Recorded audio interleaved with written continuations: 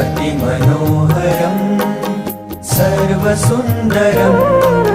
तिलकलक्षणं चञ्चलेक्षणं विबुधवन्दितं